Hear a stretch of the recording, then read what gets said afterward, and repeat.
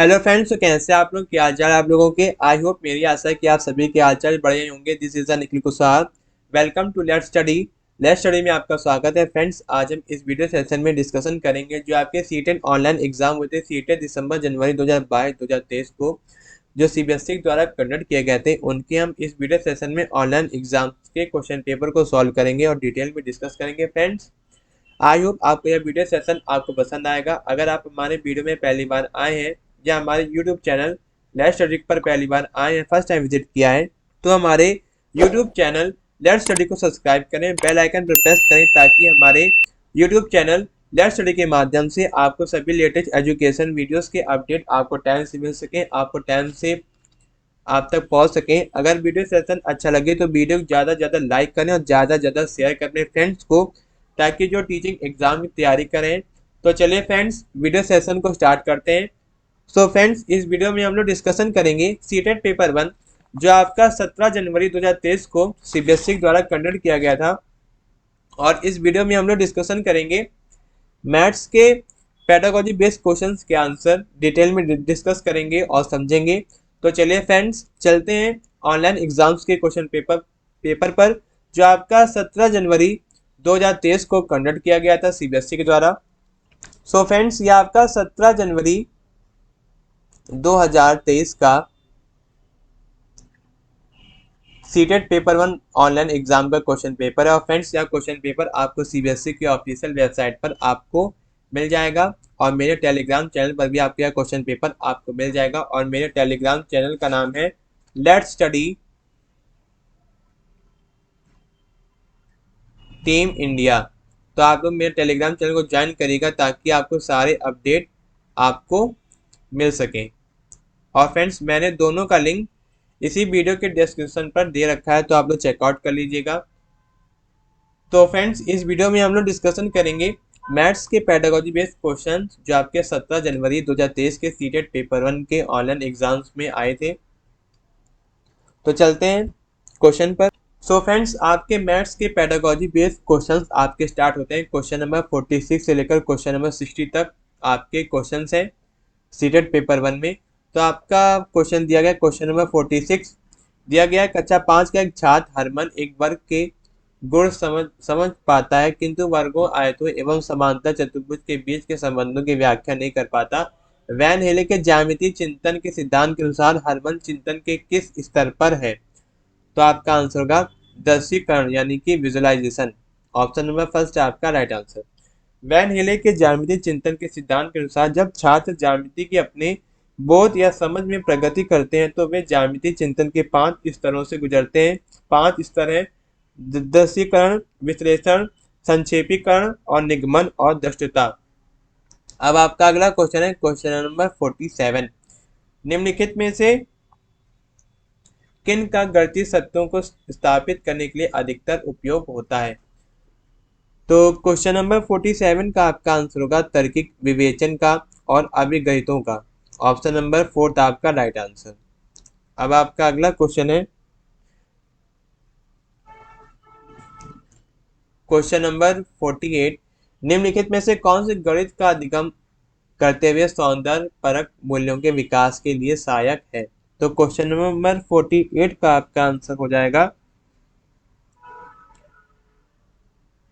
Option number B and सी, यानी कि option number third आपका राइट आंसर, बी और सी। गणित का अधिगम करते हुए सौंदर्य परक मूल्यों के विकास के लिए विषम की सुंदरता और रचनात्मकता के लिए प्रशंसा को बढ़ावा देना शामिल है। इसे पर्याप्त करने का एक प्रभावी तरीका विभिन्न कलाओं, वास्तुकला और प्रतिरूपों में गणित के उपयोग का अन्वेषण करना शामिल है। अब आपका अगला क्वेश्चन है क्वेश्चन नंबर 49। दिया गया है कि व्यक्तियों का उनके स्वयं के पिछले प्रदर्शन या स्कोर के सापेक्ष उनके प्रदर्शन या अंकों की तुलना की जाती है। तो क्वेश्चन नंबर 49 का आपका आंसर होगा इप्सेटिव आकलन। ऑप्शन नंबर सेकंड आपका राइट आंसर। इप्सेटिव आकलन एक प्रकार का आकलन है जिसमें व्यक्तियों का उनके स्वयं के पूर्व प्रदर्शन या स्कोर के सापेक्ष उनके प्रदर्शन या अंकों की तुलना की जाती है। इम्पसेटिव आकलन में दूसरों के साथ तुलना करने की बजाय समय के साथ किसी व्यक्ति की प्रगति का आकलन करने पर ध्यान केंद्रित किया जाता है। अब आपका अगला क्वेश्चन है क्वेश्चन नंबर 50। दिया गया है कि निम्नलिखित में से कौन सा प्राथमिक स्तर के गणित में आकृतियों का परिचय कराने का मुख्य उद्देश्य हो सकता है। तो क्वेश्चन नंबर 50 का आपका आंसर होगा ऑप्शन नंबर सेकंड, ए और बी। दृश्यीकरण कौशल का विकास और दिक् स्थान संबंधी विवेचन कौशल का विकास, ऑप्शन नंबर सेकंड आपका राइट आंसर।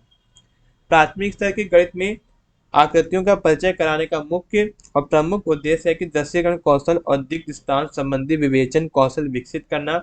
दृश्यीकरण कौशल मानसिक रूप से आकार और वस्तु में हेरफेर करने की क्षमता और यह गणित चिंतन का एक अनिवार्य घटक है।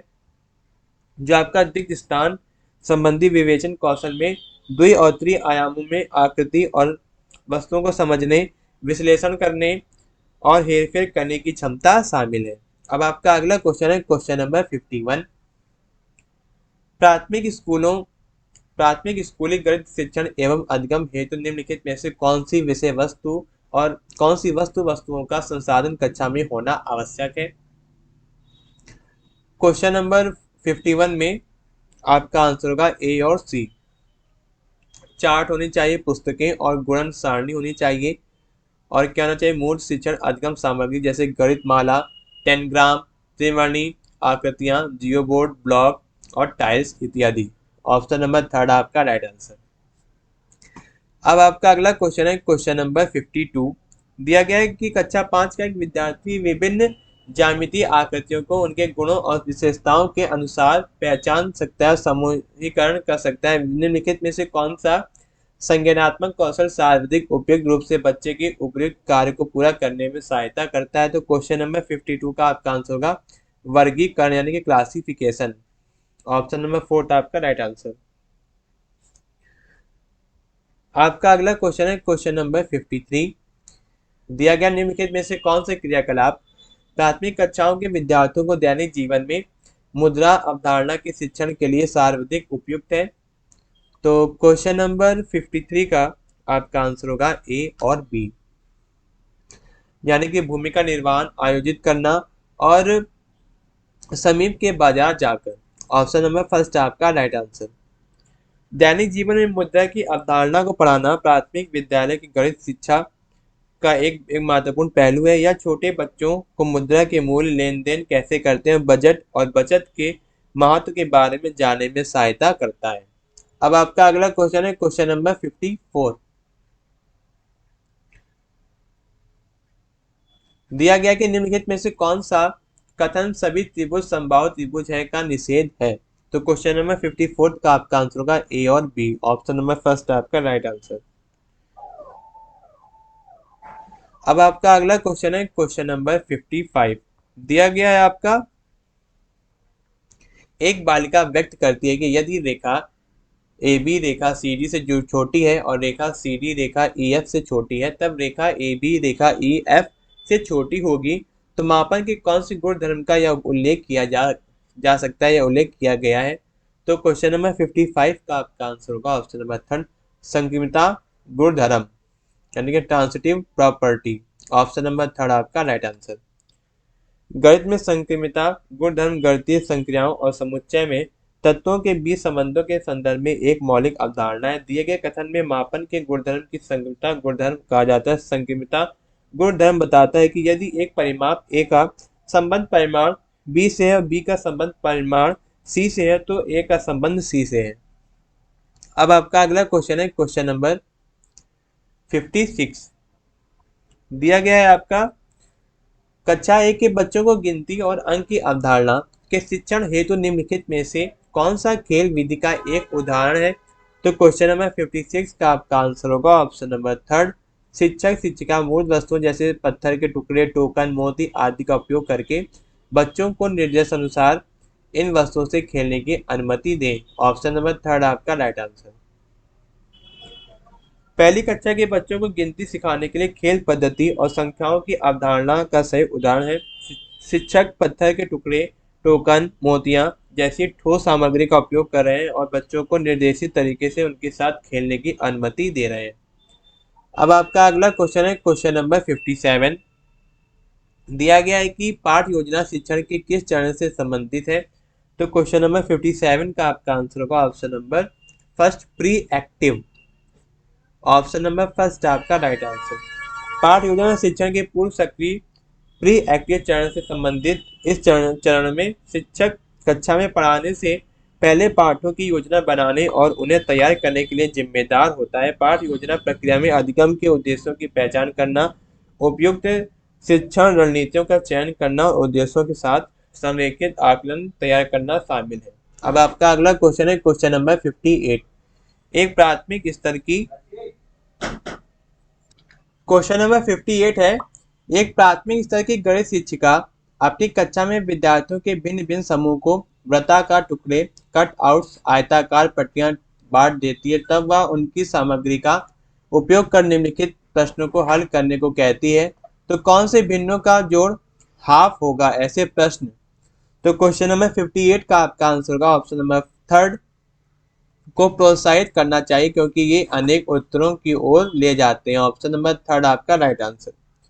शिक्षक द्वारा पूछा गया प्रश्न एक मुक्त अंक प्रश्न जो छात्रों को आलोचनात्मक और रचनात्मक रूप से सोचने के लिए प्रोत्साहित करता है। छात्रों को वृत्ताकार, कटआउट और आयताकार पट्टियां प्रदान करके शिक्षक व्यवहारिक सीखने के दृष्टिकोण को बढ़ावा दे रहे हैं, जो छात्र को भिन्न की अवधारणा को देखने में मदद करता है। अब आपका अगला क्वेश्चन है क्वेश्चन नंबर 59। दिया गया है कि किसी क्रियाकलाप को करने के लिए गणित की कक्षा में बच्चों को खुद कुछ लकड़ी के टुकड़े दिए गए। बच्चों ने निम्नलिखित कथन प्रस्तावित किए, मेरी गणित की पुस्तक का भार 2 टुकड़ा से अधिक किंतु 3 टुकड़ों से कम है। मेरी पेंसिल बॉक्स का भार लकड़ी के 2 टुकड़ों से कुछ कम है। उपयुक्त क्रियाकलाप का उद्देश्य क्या होगा आपका। तो क्वेश्चन नंबर 59 का आपका होगा आंसर ऑप्शन नंबर 4, भार मापने की अवधारणा का परिचय देने के लिए आधार बनाना। ऑप्शन नंबर 4 आपका राइट आंसर। लकड़ी के ब्लॉकों को शामिल करने वाली गतिविधि का उद्देश्य है कि बच्चों को व्यवहारिक और मूर्त तरीकों से वजन मापने की अवधारणा से परिचित कराना। तो चलिए फ्रेंड्स, अब आपका अगला क्वेश्चन है, लास्ट क्वेश्चन है आपका मैथ्स पेडागोजी का। दिया गया है कि क्वेश्चन नंबर 60 में दिया गया निम्नलिखित में से आकलन की कौन सी तकनीकी और कौन सी तकनीक गणित में रचनात्मक आकलन का हिस्सा नहीं है। तो क्वेश्चन नंबर 60 का आपका आंसर होगा ऑप्शन नंबर 4, सत्र अंत परीक्षा यानी कि टर्म इन एग्जामिनेशन।